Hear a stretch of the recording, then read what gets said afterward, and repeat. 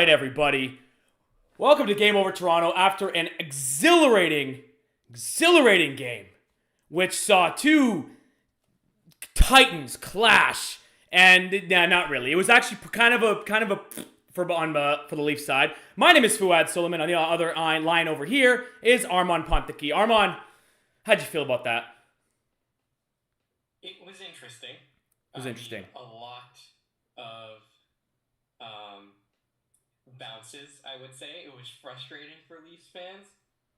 Definitely frustrating for me, but it's the way it goes. I think the Leafs did get outplayed a bit. I think the result isn't exactly unexpected, but my God, the amount of bounces that went off of Leafs into the back of the net. You gotta feel bad for Martin Jones here. Oh, I feel terrible for Martin Jones. Did you see my tweet? I said he's still awesome, damn it. He's one of the best stories in the league, right? In the league. It's like this guy was gone. He was gone from the league. He was bought out.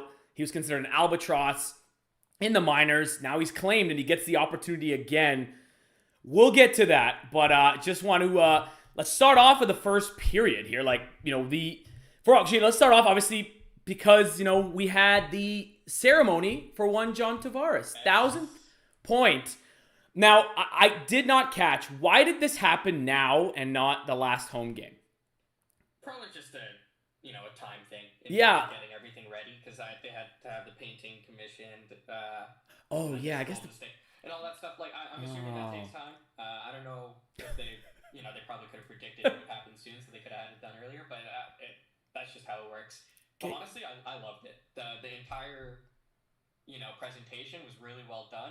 I loved the tribute video. I loved the little sticks that all his kids got. Oh, they were so cute. They were so cute. John Tavares' kids are adorable. And yeah, the painting was sick too. Someone tweeted, I think it was Katie, at It's Mitch Marty on Twitter, that there were little, names of his family throughout the painting on his glove or on the stick and stuff. And I yes. Thought that was a really good idea. That's really cute, yeah.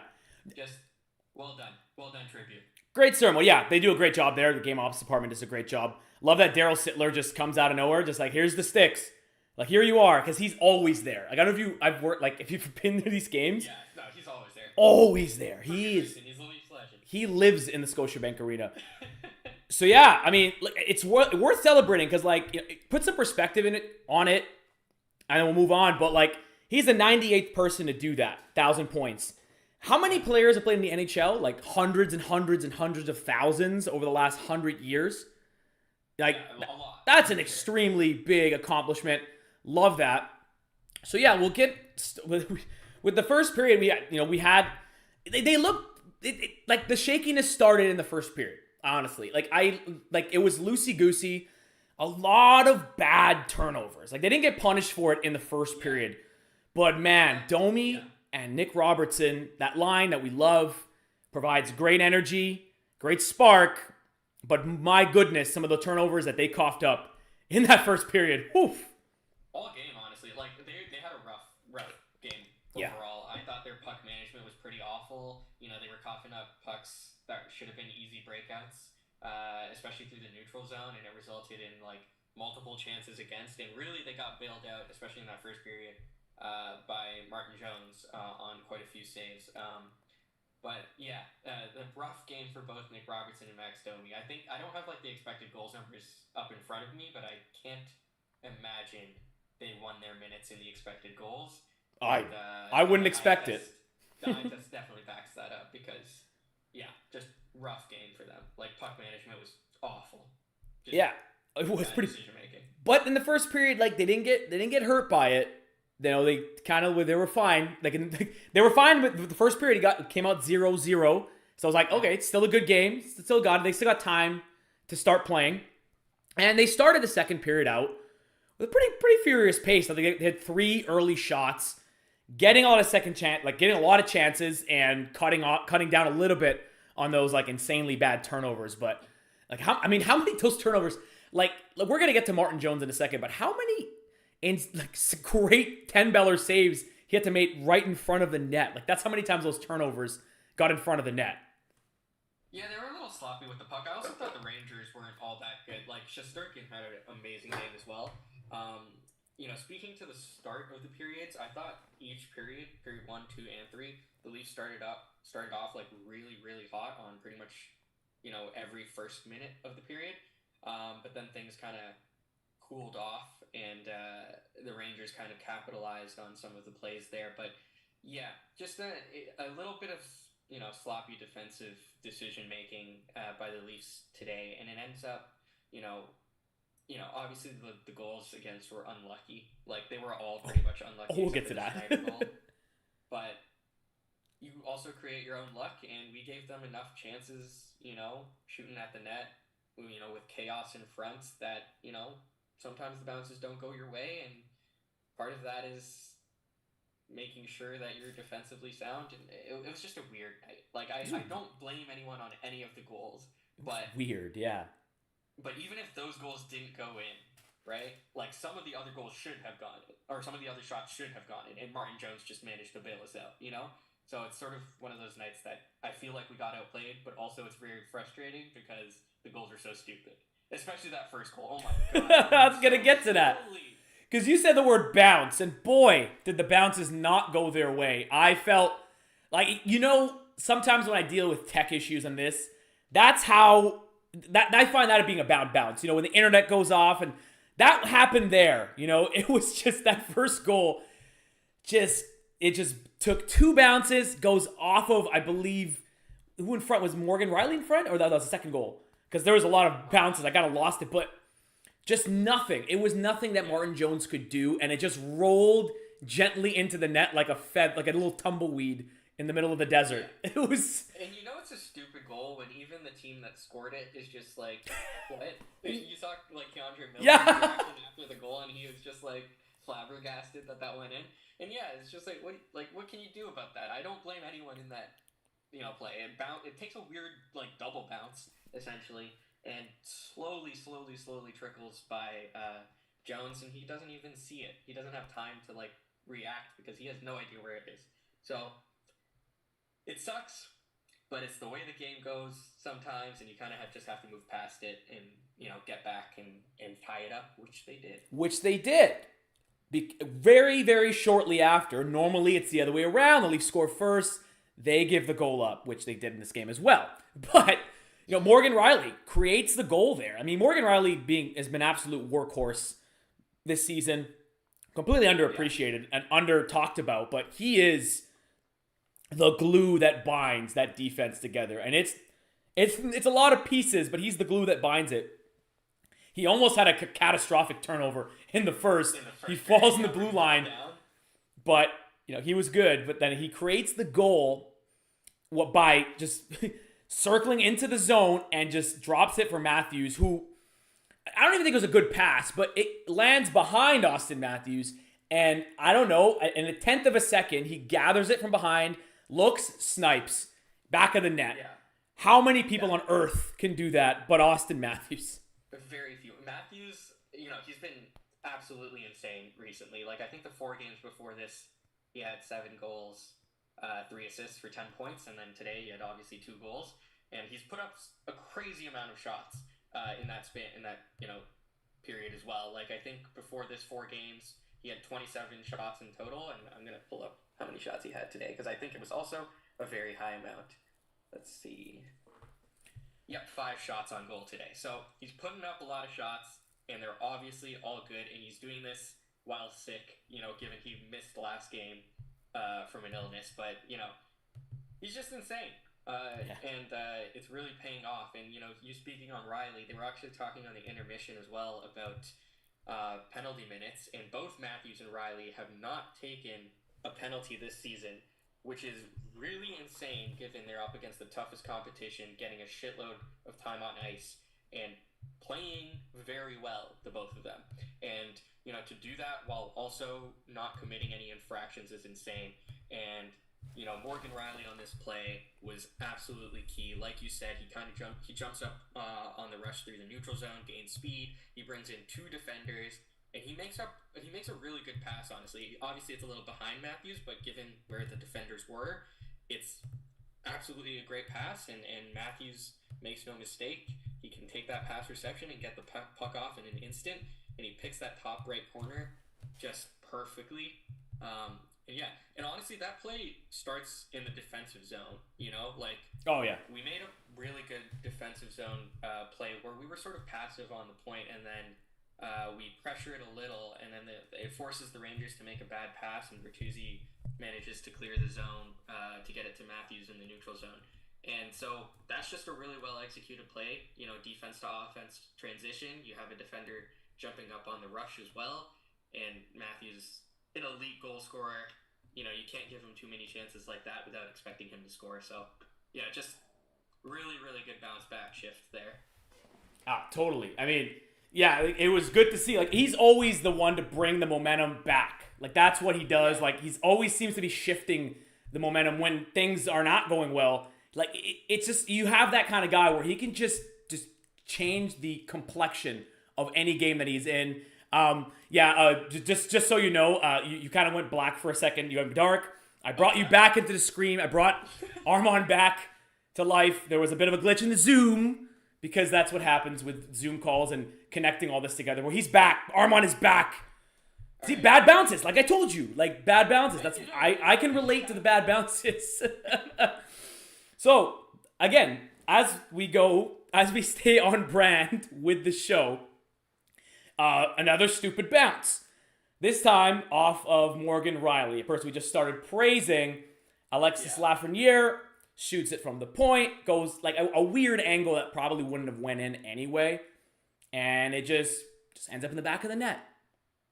Yeah, it's a tough one. Again, this is something that I think starts, just because we created a situation where we could be a little unlucky. The Legason holding penalty wasn't good. He was very obvious about it. They had to call it. Oh, yeah. And, it was... the PK was excellent, up until 8 seconds left, where a stupid bounce goes in. But, I think the first minute, the Rangers didn't even get a single chance, the Leafs cleared the zone 3 times prior to the goal, and then it's just a bad bounce, and there's nothing again that you can really do with that because it's like the Leafs defended well. Jones was great on the PK. It just was a bad bounce. It just goes off of Rielly, who blocks the shot in a fine manner. Like he made himself big, and it just hits his arm and darts into the net. It went so fast. There was no way that Jones could even react to the tip again. So what are you gonna do with that? It's just impossible to save. 2 stupid ass bounces go in, and you kind of just gotta pick yourself up, and you have an annoying uphill climb after the dumb bounces. But I don't know. The only thing I can say is Legason shouldn't have taken the initial penalty. It was a rough penalty. And Legason's been decent in his role too. He's great. He's been great. But he's a great defensive defenseman in his role. But yeah, that's pretty rough. You can't give yourself, especially when the luck you're going that way, and also giving the Rangers power plays is not a good idea. That team will absolutely make you pay for every single mistake you make. Yeah, absolutely. And then we saw a big chance for Nylander getting away from everyone on the team, but the puck just gets away from him there. I thought that was going to be the tying goal there. Yeah. I honestly did too. I mean, they got their chance, but it is what it is. Yeah. I mean, okay. So then we get to the third, and then who but Austin Taylor, Poppy Matthews again? Just somehow gets behind Charlie Lindgren. Like nobody. It's like, have you heard of this man? Like you heard of Austin Matthews? Point blank shot back of the net. That made 25 goals on the year. Now, 25. When you hear 25 goals, you think of that's a great season for a second line player. What a great! I hope that player turns into a 25 goal scorer. I'd be really happy. He got that in 2 months. Or something. 2 months. Yeah, I think what is this? I think it is his 28th game overall. Wow. Which is crazy. 9 goals. 5 goals. 9 goals in 5 games. 8 games. Yeah. What Shesterkin, again, it was the exact same placement. Yeah. Pretty much the exact same placement in terms of top right corner above Shesterkin's glove. And the release is so quick.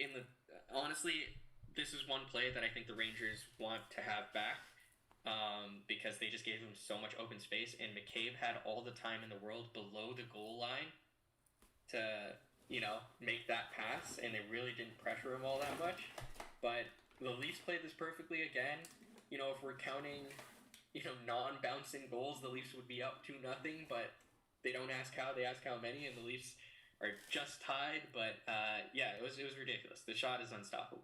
Perfect mix of accuracy, power, and a deceptive quick release. Unreal shot. But like the game has gone, it's like the rock. They keep pushing the rock up the mountain. The rock keeps falling back down. Braden Schneider somehow, from the back end, being a defensive defenseman, making his second goal of the year, gets behind Jake McCabe, who's lost, and Tavares, he kind of just walked by Tavares. I know it was his big night, but he walked by Tavares, and in a very strange goal, gets a breakaway, essentially, back of the net again. Yeah, and that was really the one goal that I think all of the Leafs should be a bit upset at themselves about, really, because that was a goal where the defensive structure just completely broke down. Like, Bertuzzi, I think, maybe forechecked a little too far.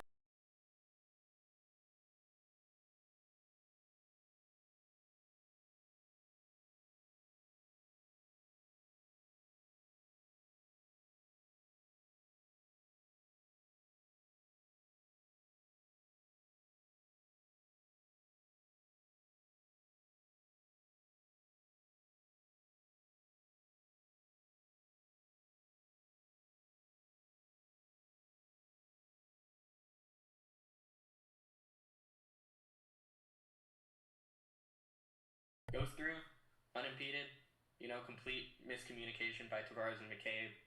And yeah, he just makes no mistake. I thought Jones played it fine. Schneider sort of fanned on the shot, it looked like.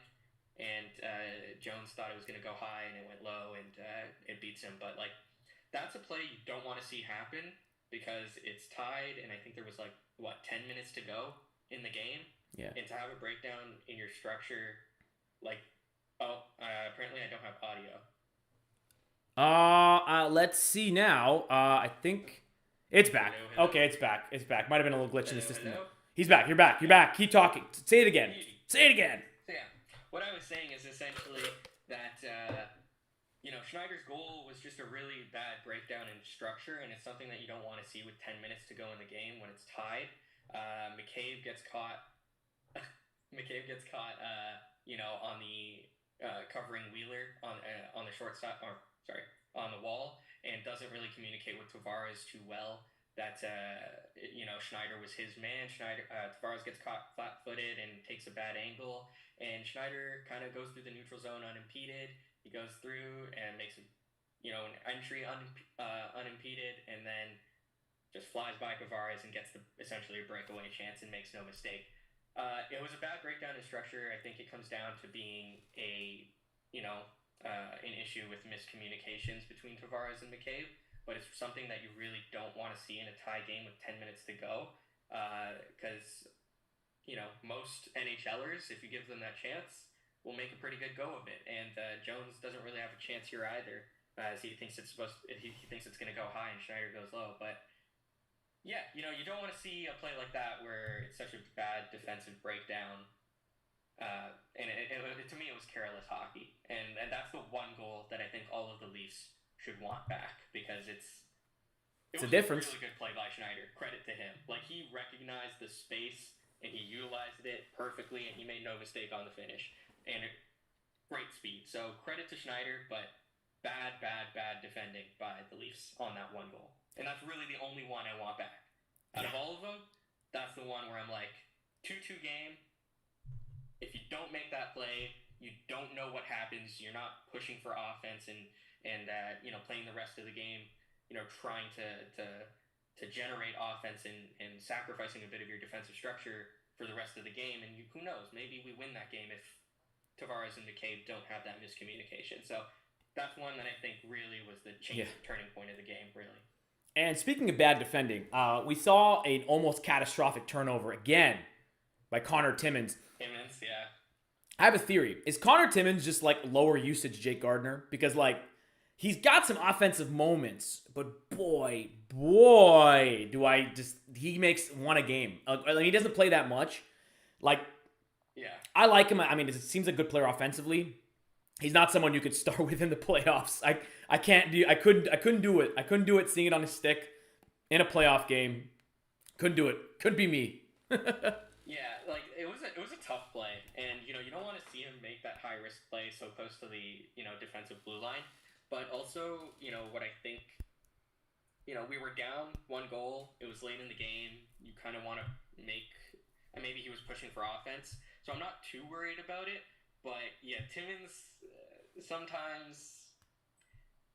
His puck management near our own blue line isn't the best, but with that being said, I think he has more success than failure, so I'm not too worried about it. But yeah, it was a rough giveaway there, and Jones bailed him out, like, completely, and it almost went off of him on the rebound, too.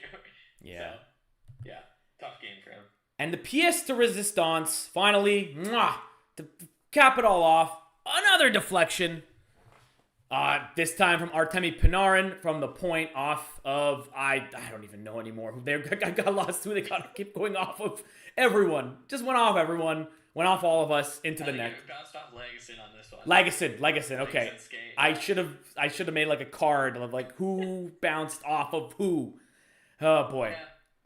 Yeah, it's another tough one. I mean, like, this is another one that went on the power play, and this was, I think, the first game in the season that we didn't get a power play opportunity. I am not going to complain about the officiating in any way, because I think the penalties we got were definitely penalties, and I didn't think anything was particularly egregious in terms of non-calls on the Rangers side. No. But yeah, we didn't have the opportunity to go on the power play, and they scored on 2 power play goals. And I think our PK was fine throughout the game. I don't think they gave up much in terms of chances, but that's the way it goes sometimes. And honestly, like, the one thing I would say with this one is I was surprised that they put Marner and Matthews as the first PK unit. I know we're pushing for offense, but I thought they would come out as the second unit when the first power play unit may be like a little tired and you can capitalize on errors. But they were the first ones to come out, and they did actually a pretty good job of defending and almost got a few breaks to make an offensive rush. But when the second unit came on, the Rangers kind of just threw it on net, and it goes off of Legason's skate. Again, nothing can be done. You can't blame Jones. I will not blame Legason on that. He was positionally sound. It just bounced off of him. And yeah, it just felt like a scheduled loss. Yeah. Like, it was like the Leafs were totally playing too well. Like, nothing is going to go right for you today. Like, just other than Matthews scoring. Like, I don't know. It's one that I'm going to throw in the trash and move on, Yeah. I like that too. I think so as well. It's one of those. There was a lot of good points about it. Like Martin Jones, to me, it's a very interesting thing about Martin Jones is that he is. So, like, if I ask you a question, who do you think on this team right now, like on the team itself, like not Marlies or whatever, on the team right now at the trade deadline, who would you think is the most likely to not be on the team? Because I think personally, it'd be Ilya Samsonov. I don't think I agree. And partly because, like, firstly, you don't want to go into a playoff series, I think, with Jones as your backup, and I guess Hildeby as your third stringer, just because, injuries happen sometimes. Like, Colorado in their cup run, I think, used Michael Hutchinson as a third stringer. That's true. Like, things happen, injuries happen, so I would hate to lose Samsonov, at the trade deadline, especially because I think he'll bounce back.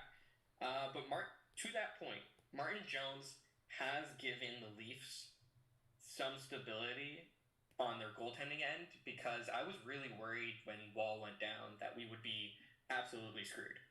Yeah. And I think a lot of Leafs fans were worried about that, and rightfully so. Oh, I was too. Totally. Yeah, like, Jones has not been good for 7-8 seasons in terms of save percentage. He's getting wins, but his save percentage is a little, in the dumps, and it has been for a while.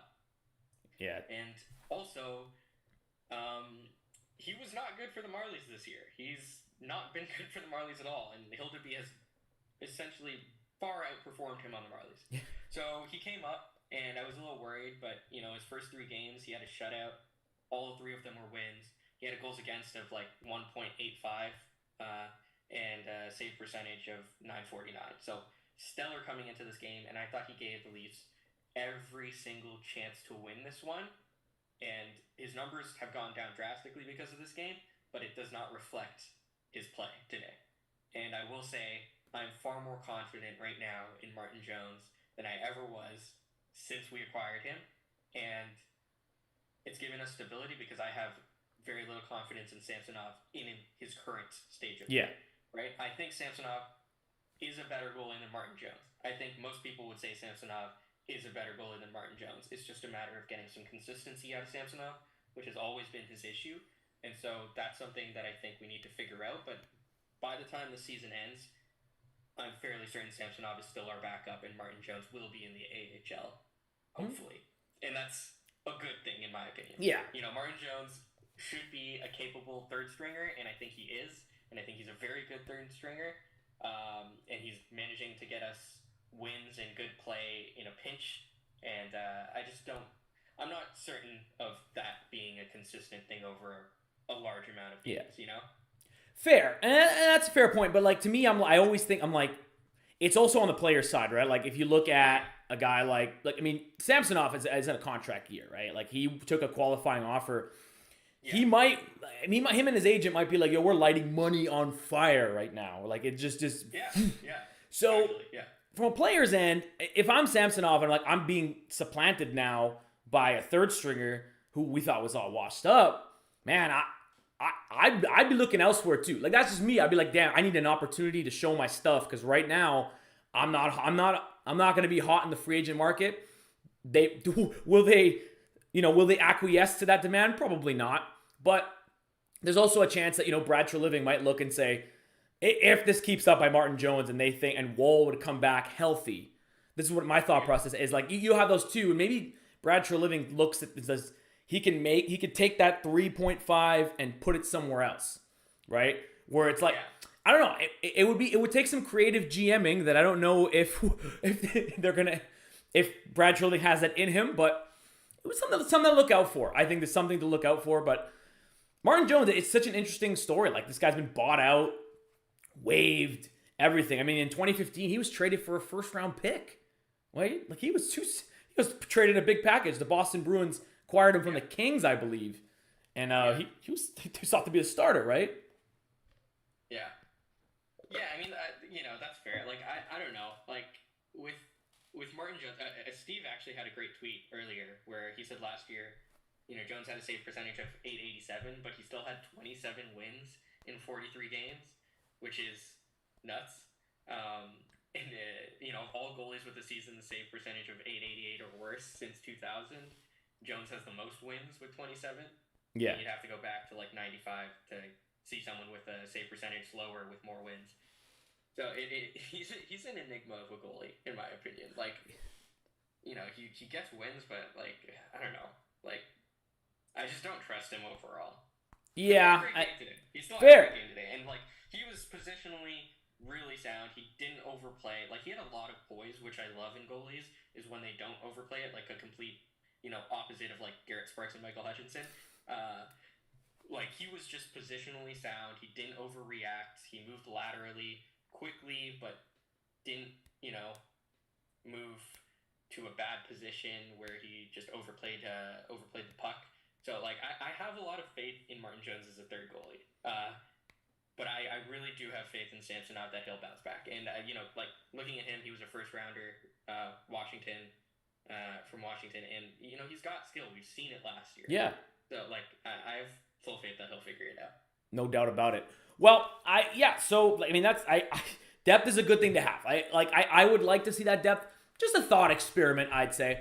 Everybody watching, thank you very much for watching through some little bit of hiccups here. But if you guys have any questions, drop them down in the chat. We'll get to you guys in the back portion of this show.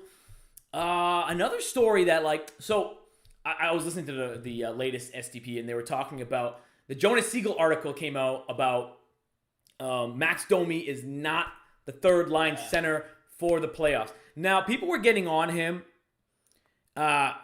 People were getting on him about that, you're being too negative, I don't see it that way. Maybe because of all four of us, I'm kind of the negative Nancy of the group sometimes. So it's like I'm always the pragmatist, but I think it's a good thought experiment because you might think it's ready for the playoffs until the playoffs. You know what I'm saying? So yeah.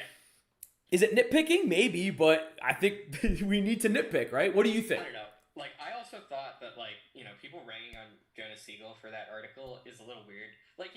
He's paid to write articles, and if it was all just, positive stuff, it'd be kind of weird. I think Domi is an interesting player. I think he's been good as a center, as a third-line center, and I think he's been good throughout the season. Being paired with Nick Robertson, I think they've generated a lot offensively. That doesn't mean he is without mistake.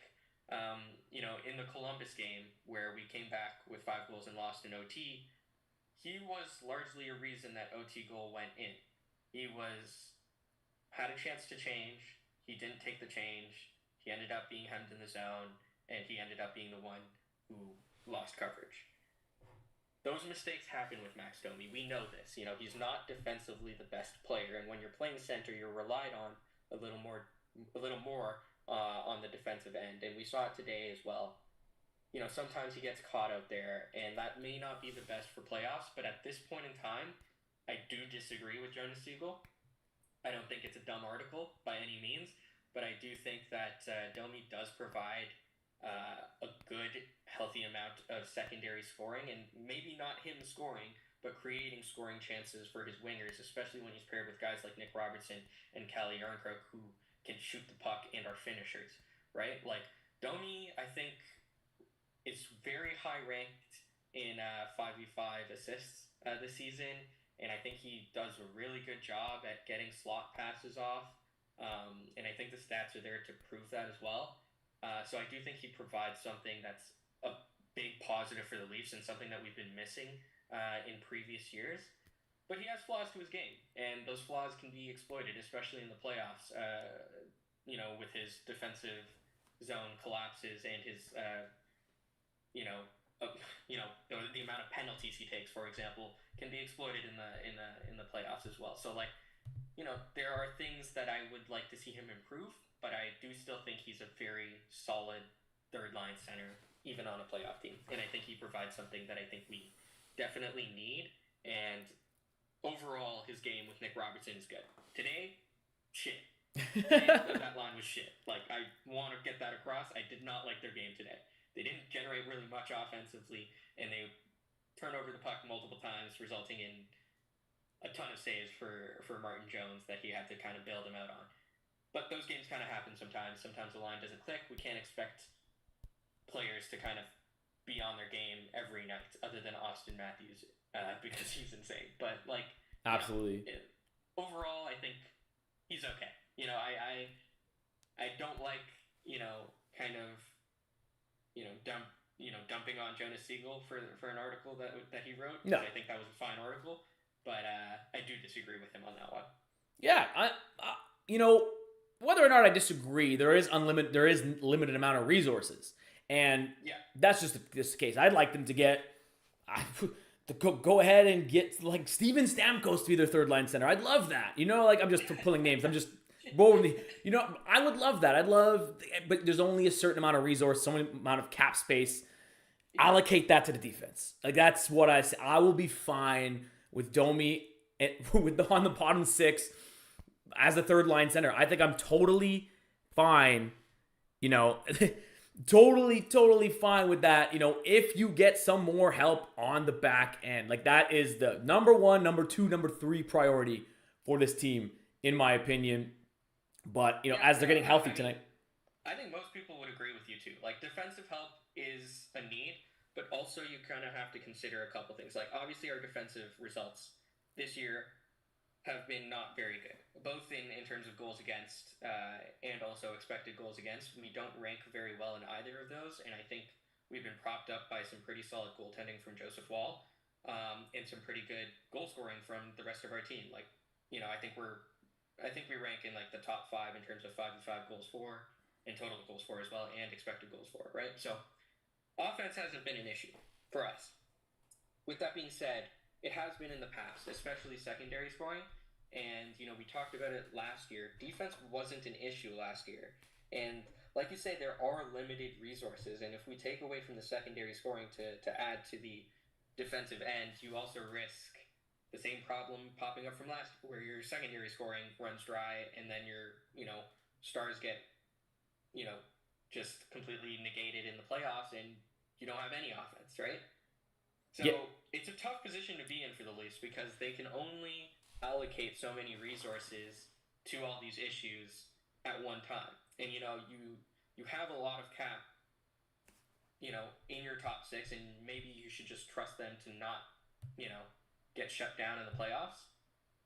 And I would love for that to happen, but historically, sometimes you need secondary scoring, and we've seen that in the past. And I do struggle with the idea of taking away from our third line, especially our bottom 6 scoring, to add to the defensive core, when our defensive core has been essentially decimated this entire season, and we really haven't seen a healthy D-core since like game 5, Yeah.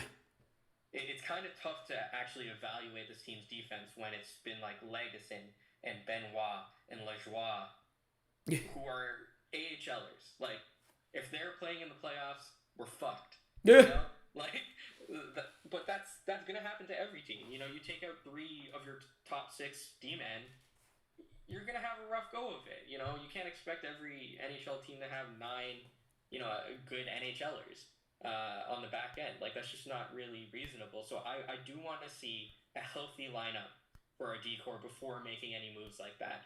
Although I do agree that it is a need at this point in time. I just don't know if taking Domi away, or taking, especially like a guy like Tyler Bertuzzi, who I think has been excellent recently, away from that secondary scoring. I just really think that'll neuter us in the playoffs when, or if, our top 4 guys run dry, Yeah. But you pick and choose your battles, honestly. Like, it's tough to actually, get a solution here, because you give and you take, right? Like, you're either getting good defense and sacrificing your offensive ability, or the opposite. And you kind of have to make that choice with the way our roster is structured.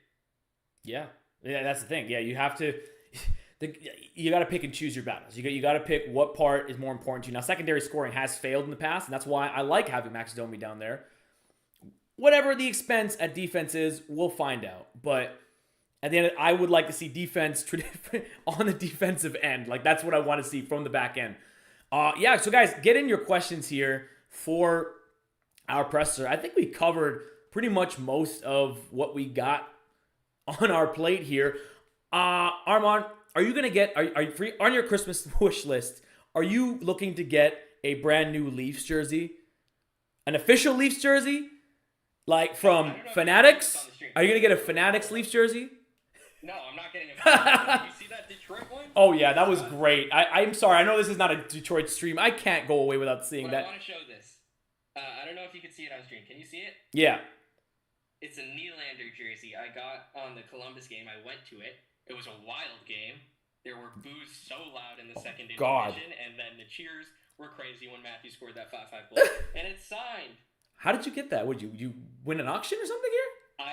My girlfriend won a contest, and she got it, and now it's in the background of my Game Over setup.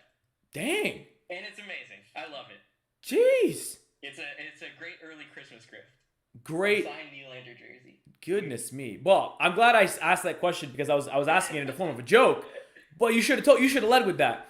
But no, but the Fanatics jerseys was just that Detroit jersey. I'm gonna be a side note. That, like, how do you let that jersey's probably $300 too. I would rather spend $300 on pizzas and not pick up the pizza than get that jersey. Yeah, that jersey was a joke, honestly. Like, that should have never got past, like, several layers of QA that should have happened there, in terms of, from Fanatics, but also, the store itself that stocked it. Like, I just don't know how that happened. Like, it's a bad mark on the league that made it to the store, an official store. You know, that should never be sold anywhere, no. let alone an official store made by an official brand for the NHL. It's disgusting. And if you haven't seen it, go look at it. It's a Red Wings Yzerman jersey, and it's just, everything is off about it. Like, it's disgusting. Like, I just don't know what to say about it. I'm surprised they didn't spell Yzerman with E-Y-E Zerman, honestly. I'm shocked that they didn't make that mistake. That jersey looked like, I had a better jersey. My first jersey was like a plain Leafs jersey as a kid, and we went to Woodbine Mall in Rexdale, and we got it like custom with like not even the stitching. It's like the paint on the back. Tucker. All right, that was the one I wanted. That was better than whatever the hell that Yzerman jersey was. Or you could buy a Vancouver Canucks mug, you know? Yeah. And honestly, like, okay, we have a couple questions which we'll get to, but yeah, I agree. Like, it was awful. Yeah. All right. So a question here from Matthew at SDPN: do you want the Matthews-Marner split up to continue? Yes, I think they are better, not necessarily better apart, but I think Matthews has been scoring at a clip with Nylander, and I think Marner has also looked a lot better. And I think both lines are working right now, so don't mess it up until they falter. That's just my opinion on it. I do like Matthews and Marner together, but why change things when Matthews is on a heater and Marner's playing well? Do you find Matthews gets more shots up, like gets more looks when it's not with Marner? Because he's been getting amazing amount of looks. Like he's been getting many shots. Looks, but honestly, I think that's also just in part to Matthews being on his game. You know, like I would say that the difference between Marner and Nylander, or the biggest difference, is the pace of play is vastly different. Marner plays a very large, like, east and west game that doesn't rely on rush chances really at all, and more relies on slowing the play down to his speed and you know, passing, you know, cross the ice and getting Matthews like one-time shots. Whereas Nylander plays a very strong north-south game where he jumps up on the rush a lot, and I find that Matthews is getting a little more shots off recently.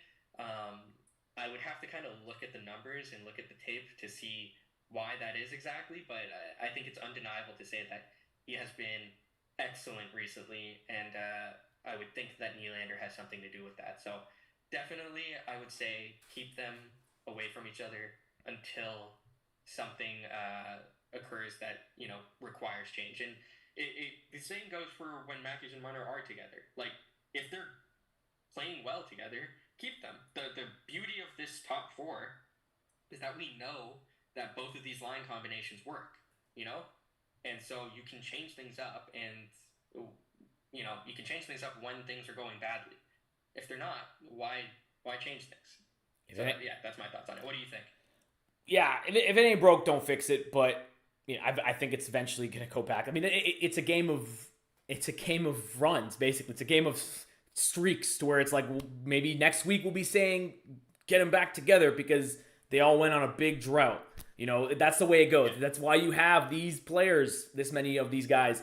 I saw somebody like posting I saw somewhere, like, I forget where it was. Somebody like on Twitter was suggesting like, just get one of the big three, like, and then not Tavares, but one of the three, Matthews, Marner, and Nylander, on a line each, and like for the playoffs, like some kind of weird experimental stuff.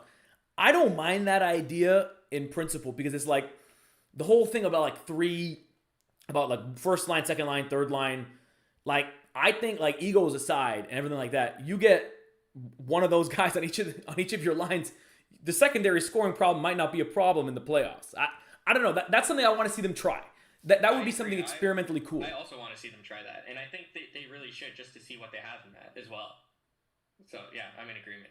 Yeah, that would be fun. Like, I don't know how you make it look. You can draw it out somewhere, but like Marner with Tavares in the first line, and then you put like Nyes, and then you put Matthews with Domi and Bertuzzi, and then you have Nylander like with Yarncroke and Robertson. Like, that would just, like, that sounds like a lot of fun to me. I don't know.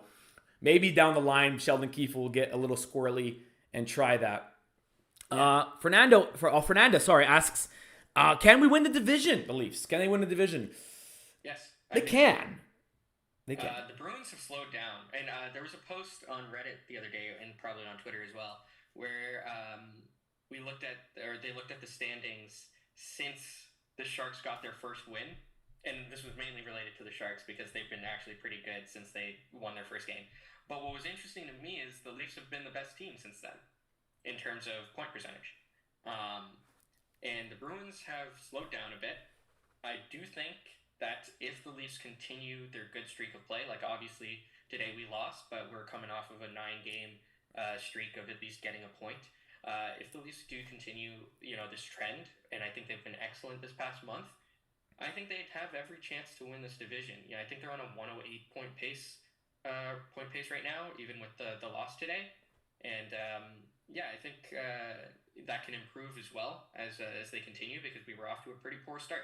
So, if all things considered, the Bruins continue on their trend downward and the Leafs continue on their trend upward, I think we have a shot. I don't think it's likely, but I think we have a shot.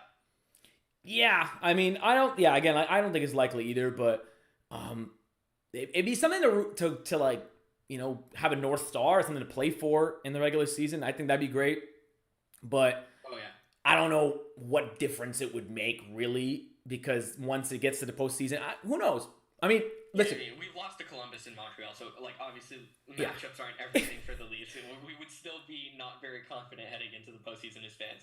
But with that being said, obviously it does matter being, top of the division and playing the wild card 2 spot versus, playing the second or the third team in the division, because that could mean, playing, Florida or Tampa again, and those are tough matchups compared to a wild card 2, which could be like, a Pittsburgh or something else like that, If you look at the standings right now, if you won the division, you'd probably be playing Tampa. Yeah, that's actually true. Tampa's not been that good recently. Like, they're not quite the boogeyman anymore. If we won the division and we still got Tampa and Bazzi was there. Yeah, I mean, we got higher goals. We figured him out last year, so. But yeah, it is interesting. Like, I do think we can win the division, I will say. Yeah, I mean, do you think they'd hang a divisional banner like you see the Lakers? They hung. Do you see the Los Angeles? Absolutely salty. The Lakers they put up the in-season tournament, and LeBron just looks at it, just walks away. It's the stupidest thing. Why would you hang an in-season tournament banner? It's worth nothing. You have 17 banners up there. You're the Lakers. I mean, this is not this is a hockey podcast, but but it is dumb. Don't hang that stuff. Hang up the real stuff. At least hang up the Eastern Conference. Fine. You win the conference. We can hang that up. All right. Yeah. Well, I think we covered it all, Armaan, there. So, next game we got the Buffalo Sabres in Buffalo, the cursed town of the Leafs. They got shelled today by the Blue Jackets, I saw. Unless they made I don't know what's happening in Sabres land, man. They lost 9-4 to the Columbus Blue Jackets, and I know we allowed 6 goals by the Columbus Blue Jackets, but so it's not really saying much. But still, 9 goals is ridiculous. Jesus Christ. That's rough. Well, I mean, it's the little shop of horrors for the Toronto Maple Leafs. So we'll see what happens on the QEW rivalry. Not sure if anybody's going to go to that and take over. But if you guys do, shout us out and let us know how it is. But yeah, thanks for tuning in, everybody. My name is Fouad Solmi. You can find me at Fouad_sports on the Twitter. And my name is Armaan Panthaki. You can find me at Armaan Panthaki on Twitter. All right. Well, thank you very much again, and don't let any bad bounces go in.